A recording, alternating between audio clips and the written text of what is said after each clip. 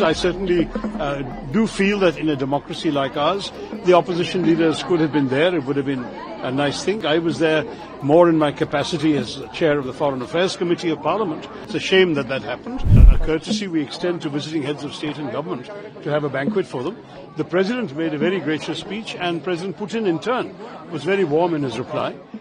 There were a large number of Russians, I think, selection from their delegation who were present, and there were a number of senior Indian officials. I don't want to get into controversies. I certainly do feel that in a democracy like ours, the opposition leaders could have been there. It would have been a nice thing. But nonetheless, I think I was there more in my capacity as chair of the Foreign Affairs Committee of Parliament, and I must say I had some interesting conversations. I'll leave it there. That's all it was. Your own party people actually don't seem very happy that you visited there and others. I think they've spoken, and I don't want to, as I say, wade into a controversy. I do regret that some of them were not invited. It's a shame that that happened. But as far as I'm concerned, I did not think it would be appropriate to reject an invitation from my Rashtrapati to attend a banquet in honor of a foreign president when I have a job that entails my involvement in foreign affairs issues. That's all. Thank you. I really don't want to go on about this. Thank you. Thanks.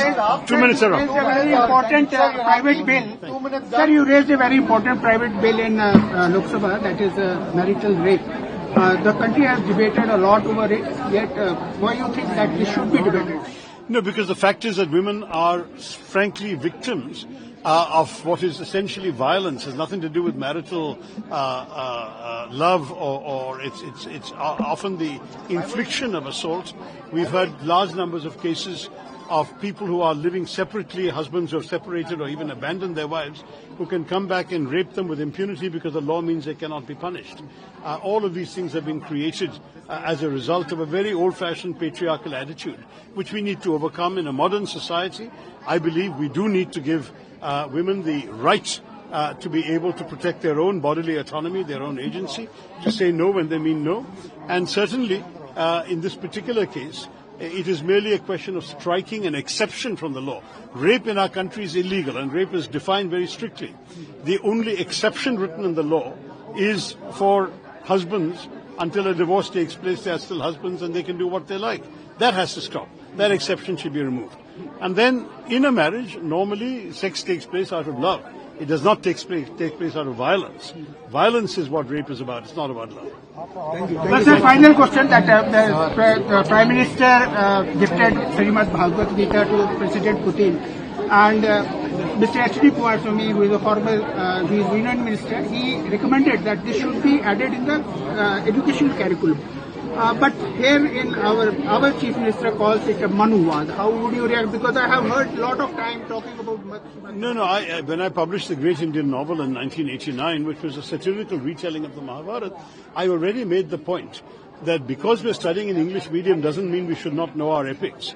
I think there's no problem in reading in our school days the Mahabharata, the Ramayana and so on, and the Gita is very much a part of our ancient civilization and history.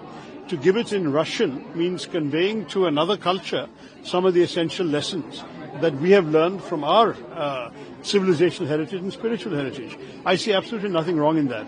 It's not an attempt to convert Mr. Putin to Hinduism. It's a way of just showing him something that he can understand in his language. It's a fine gesture because it reflects what we are. If you look at Mr. Modi's gifts that were publicized in the papers, that was only 1 out of 7 or 8 gifts. And there were very many other things, from Assam tea to silver objects, handicrafts and so on. So we are giving aspects of our culture to a foreign visitor. There's nothing wrong in that. But why there is criticism in their own country? I'm not criticizing, so why ask me? Mr. Sidrabhaiya end now, basically, because there's so much of language going on everywhere rather than progress and development. Do you think it's high time we end the language war now? No, as far as I'm concerned, all languages have a place in our culture. We are a multilingual country, and I think we should celebrate every Indian language, give it pride of place, including English as an Indian language.